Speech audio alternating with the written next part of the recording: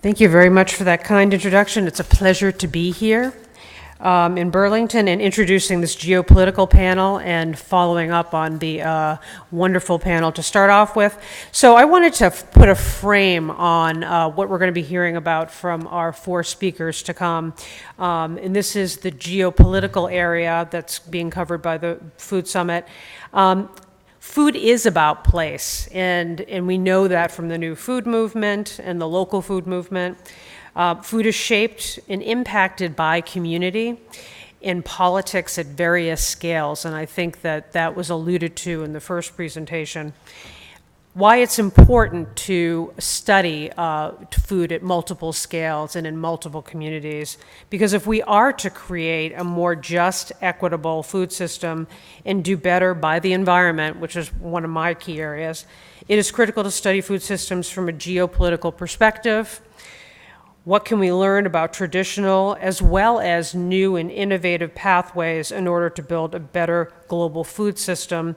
And also, what are the struggles that those communities are facing, both traditionally in their food systems and as they innovate? And what can we learn from that as we move forward? What can we bring together to create a more powerful movement, one that can stand up to a multinational, intensely corporatized movement? So today we will travel to Lima, Peru, Monterrey, Mexico, and reflect on the local food movement in Western North Carolina. So you don't even have to leave your seats. We're going to go quite a few places today. We will have questions after all the speakers talk. I'm going to introduce them one by one. And what we're hoping is to really have a robust dialogue after each of the speakers talk about their research in more of a general way. But if you have specific questions about their research, we ask that you follow up with them after this panel. So without further ado, and I should have my reading glasses, but I don't, so I'm going to hold it out this way. So Allison Perrett is from the local Food Research Center, Appalachian Sustainable Agriculture Project, and her paper is entitled Beyond Efficiency: Reflections from the Field on the Future of the Local Food Movement. Allison is an applied anthropologist. Since 2007, she's been involved in the local food movement in Southern Appalachian region, both as a practitioner working in the social movement organization and as a scholar studying the movement for her PhD. Allison co-directs the research of ASAP's Local Food Research Center, which is studying the evolving food system in Western North Carolina and the social, economic, and environmental impacts of locating food systems, or localizing food systems. I introduce you then to Allison Perrett.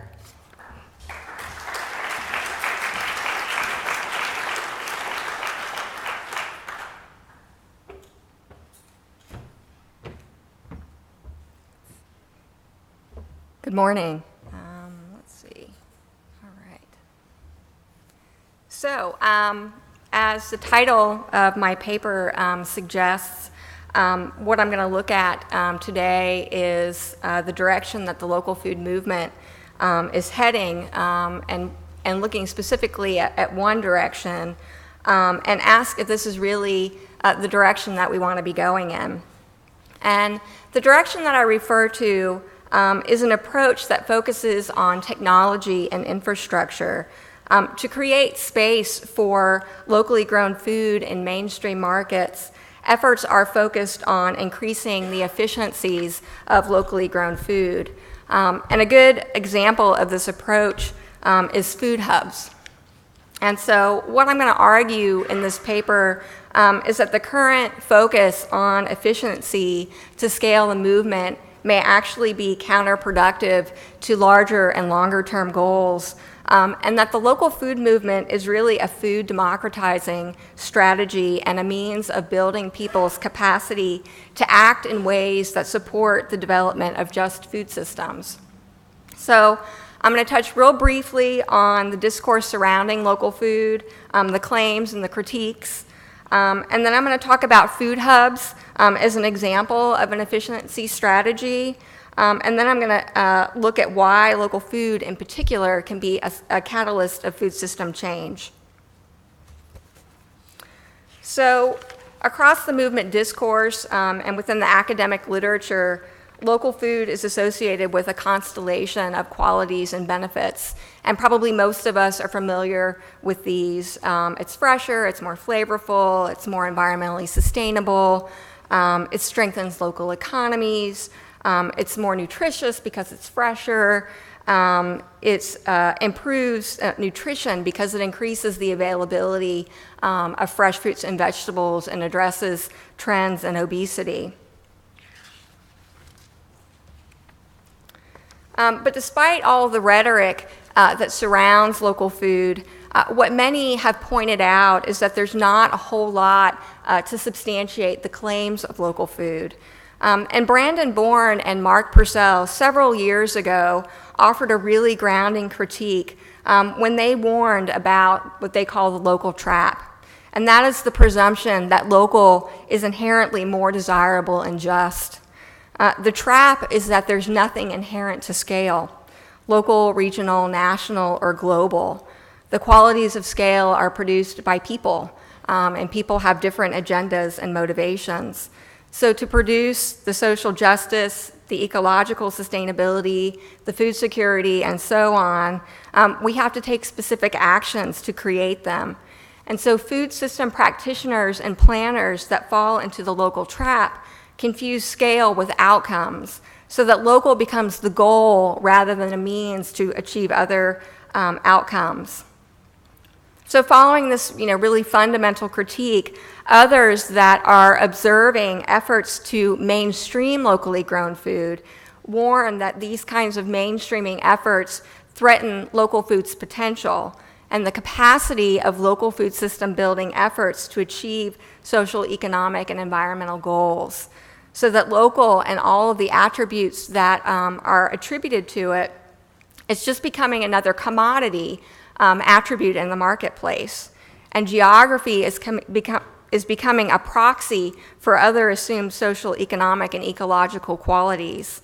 And what this does is allow the food industry to turn their products into quote-unquote local fare, but continue business as usual. So we're at a point now where the food industry has really recognized local food.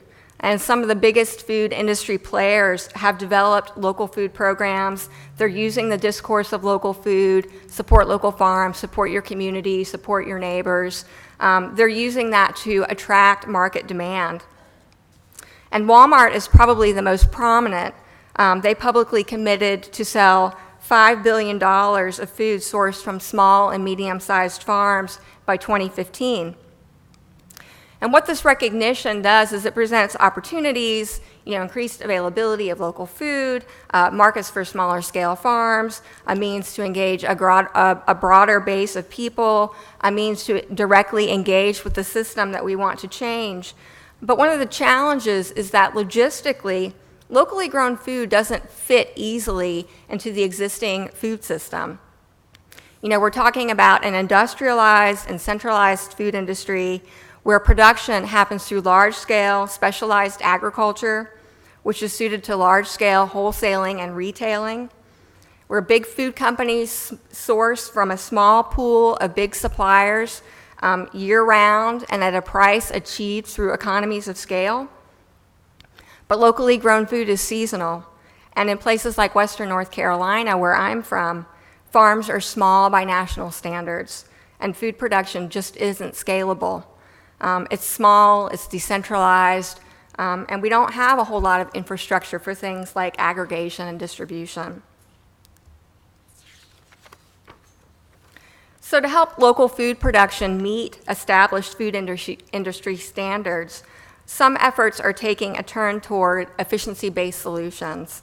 And food hubs, which are facilities to aggregate, store, process, distribute locally produced foods from smaller producers, have really come to the forefront of strategies as a means to scale up local food and meet industry norms. And it's a strategy that's attracting the attention and support of some of those big food industry players. Again, Walmart recently invested $3 million to accelerate the growth of food hubs to meet their local food goals and to reduce costs. So in theory, what food hubs do is they aggregate the production of many smaller scale farms which can't meet the volume needs of larger scale markets individually. But in practice, while food hubs may be able to achieve volume, they rarely can achieve scale. And these two things, volume and scale, are very different. And the difference really points out a conflict that goes way beyond logistics. So with scale, large volume producers specialize and spread out their fixed costs over large quantities of production. They make profits of pennies on the pound, but they produce lots of pounds. Aggregating the production from small-scale producers is not the same thing, because small volume producers can't produce profitably for pennies on the pound. They just don't produce enough pounds. So for food hubs, what this means is that they are competing in markets where price is determined by large-scale production, but they have to pay their smaller-scale producers more. And to mediate the price points expected by the food industry, but required by their smaller-scale operators, the dominant food hub model that is emerging is a subsidized one, and it's supported by grants and other kinds of outside funding to help cover operating costs. And this might seem like a legitimate and laudable use of funds. It's a means to scale up local food, get more local food into more places, to more people, provide small farms with viable markets. The problem is that as a strategy, this kind of food hub doesn't offer a means to challenge the food industry, because their genesis lies in the established rules and structures of the food system, because they're trying to fit local food within established industry norms. And because they're striving to meet food industry prices, often subsidizing some of their own costs, they allow the food industry to dictate the terms of the engagement. And what this does is hold up the profit imperative and the market rationality that underlies the policies and practices that we want to change, driving down production costs, depressing food industry wages and creating poverty, compromising standards to protect the environment, to protect the health and well-being and safety of people that work within the food industry. There's no doubt that we need to create and or adapt infrastructure, technology, logistics to facilitate the growth and expansion of local food systems. But as a logistical solution to the problem of getting local food into mainstream markets, food hubs do nothing to move the food industry. Rather, they enable the food industry to move the movement and reduce local to a geographic location. So what I want to talk about with my remaining minutes is local food as a democratizing effort. So what local food presents is a way to activate democratic participation in the food system. Because of its scale, because of its association with place, local food offers opportunities to address conditions that are common to the modern human experience and that are pretty antithetical to democratizing efforts. Our alienation from food and agriculture, and our general estrangement from the places that we live in. So with the rise of the global food industry, many have lost knowledge of, experience of food production. We participate in a food industry that we don't know much about. We don't recognize our role in its creation and continuation. And at the same time, with the rise of the global economy, we have increasingly come to depend on the land and labor of other places to satisfy our needs and desires, so that we're less connected to the communities, the people, and the places that we live in. And there's been a real erosion of community ties. And this disconnection from one another is really significant for efforts that are seeking to mobilize collective action around food system issues, because social interaction is crucial for democratizing efforts. Community linkages are a precondition for any kind of collective action to emerge, because networks of social interaction are spaces of interpersonal communication that facilitate the flow of information, discussion, understanding, and respect for different points of view, for the development of shared knowledge and meanings, values and goals that give rise to and nourish the kind of collective action that we need.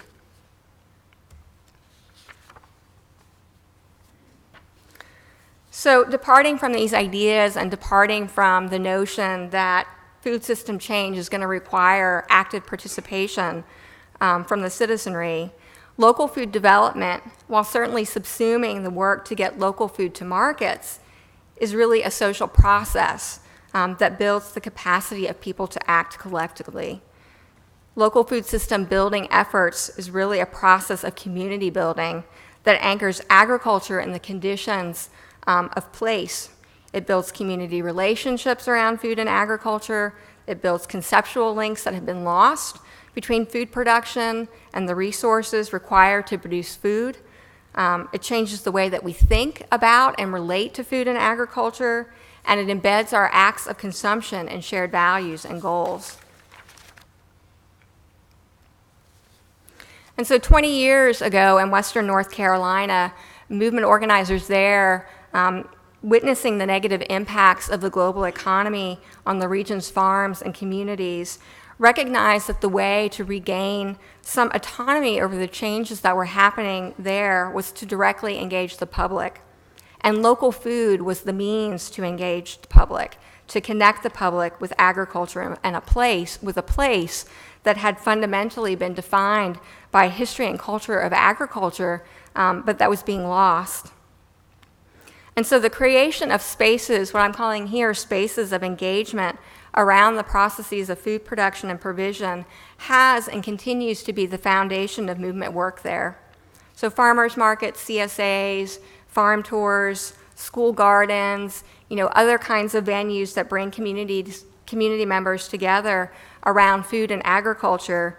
These are spaces of experience that reintroduce food production into the realm of human knowledge and experience. They're public spaces where community members can interact, share ideas, develop knowledge about their community, forge community bonds and ties, and participate in food-related practices that embody meanings and values that are different from the food industry and that challenge its dominance through their collective enactment. And so to bring this back around to food hubs, as a strategy for local food system development, food hubs are too often primarily focused on moving product, and success is measured in pounds. Certainly infrastructure has a place in all of this, but to fundamentally change the food system, strategies and actions need to focus on moving people and moving them and their perceptions and practices as consumers and as civic actors, taking actions and enacting strategies that motivate participation. What we see nationally, the proliferation of farmers markets and CSAs, the increasing interest in the public in knowing where their food is from, questioning food industry practices. This is good news, and it signals a shift in the public consciousness around food and agriculture. But we're really just at the beginning of this. There has to be a broadening and deepening of the conversation, and local food system development has the capacity to politicize these issues, to open food production to meaningful public engagement and participation, and empower us to actively shape the character of the food that we eat and the systems of food production that are producing food. So what we don't want is to let the efforts to build the infrastructure of local food get in the way of the deeper social change that needs to occur to transform the food system. Thank you.